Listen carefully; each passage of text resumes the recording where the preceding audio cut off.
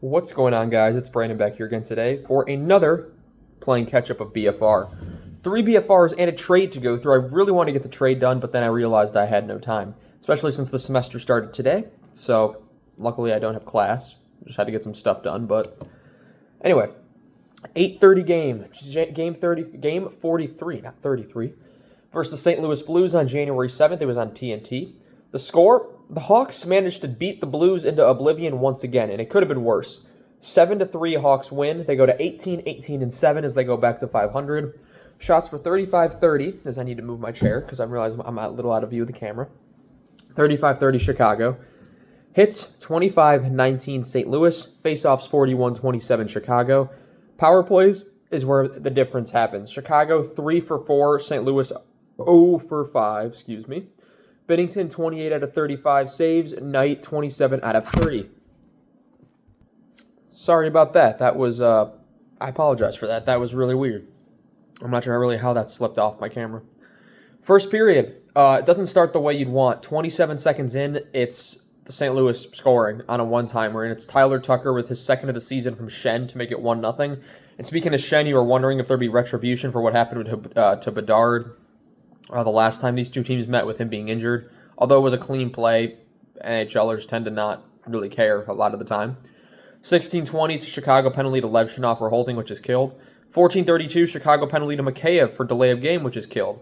11:59 St. Louis penalty to Parayko for hooking, that is not killed. 10:34 Nick Lardis on the power play one-timer with his third of the season from Moore and Grzelcyk makes it 1-1.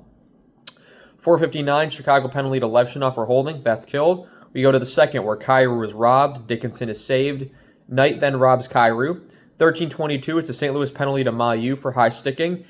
And this is where the controversy begins. It was actually Burakovsky's stick, but they still called it a penalty, which shocked me. 12-19, however, the Hawks score on the power play, so I'll take it.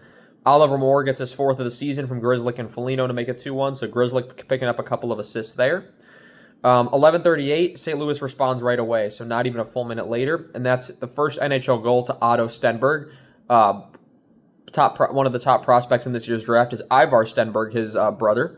That's Stenberg's first of his career, first of the season, unassisted to make it 2-2. You got Green Bay sucks chance getting started, and of course, as I'm recording this, the Bears have beaten Green Bay. So, valid. 11:03, the Hawks, 35 seconds after St. Louis ties it, the Hawks regain the lead. And it's a blast from Connor Murphy, his first of the season, unassisted to make it 3-2. Teravainen looks for another as he hits the post. Mikheyev beats an icing, but the linesman calls it icing, so I'm not sure about that one. 7:33, the Hawks score again, and it's a deflection from Landon Slager, his second of the season from Doc and Murphy to make it 4-2 Hawks. 7:07, Chicago penalty to Murphy for holding, which is killed. 2:36, it's a deflection goal then for Jason Dickinson, who gets his fifth of the season from Crevier, 5-2 Hawks going into the third. Grzelcyk is hurt, but he did return. He continued to play throughout the game.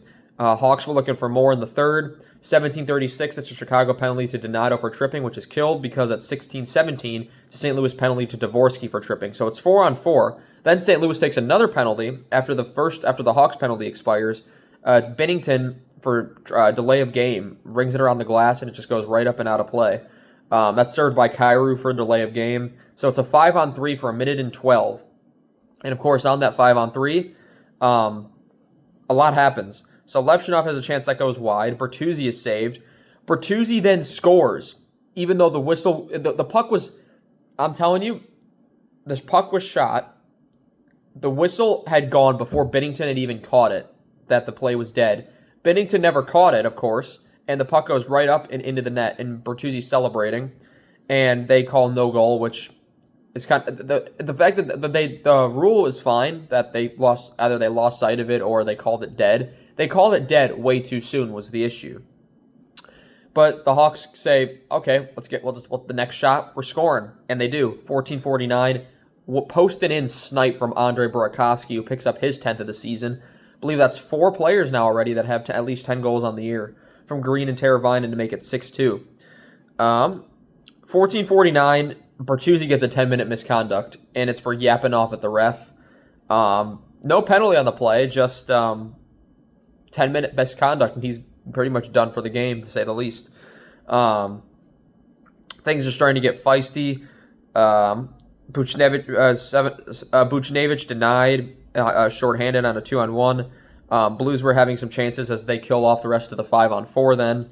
7:04 though, Chicago gets a swat-in goal, and Louis Crevier picks up his 4th of the season from Slaggert and Dickinson to make it 7-2. A lot of players that don't usually score are scoring. That's important. Without Bedard, without Nazar, Bertuzzi didn't have a goal in this game. Teravainen didn't score. Of course, some of them got on the score sheet. Burakovsky normally scores. But it's nice seeing other people that you don't normally expect to score, like Slaggert, like Dickinson. They're showing up all over the score sheet, and it's really nice to see because it shows the depth that this team is starting to build. So after that 7th goal then, a weird thing happens. Binnington refuses to be pulled. Hofer is missing, and it looks like the Binnington's refusing to come out. Turns out it was Hofer that wasn't ready to go in, and you could see his eyes peering through the tunnel. A post came out later of him looking down the tunnel, and he's like, nope, not doing it. And Hofer just didn't go in, so Binnington stays in the net. More Green Bay sucks chance. Kyer hits the post, and it goes posting out. That was close. Toropchenko is saved. 6:41, though. It's a St. Louis deflection goal. Nathan Walker, who inserts himself back into the lineup after injury. 4th of the season from Toropchenko and Broberg. It's a 7-3 game. And that will conclude it. Very eventful game on TNT. One of those that you love that is nationally televised. And one that the Hawks were truly in control of, which you don't see a lot of. Sometimes they'll win some games they shouldn't. Or they'll make some last-second comebacks or something like that. But no, they were in full control of this game almost from the moment the puck dropped. And you love to see it, especially with the team without Bedard and Nazar. Anyway, guys, I want to thank you all so much for watching this video. And I shall see you guys in the next one. Have a good one.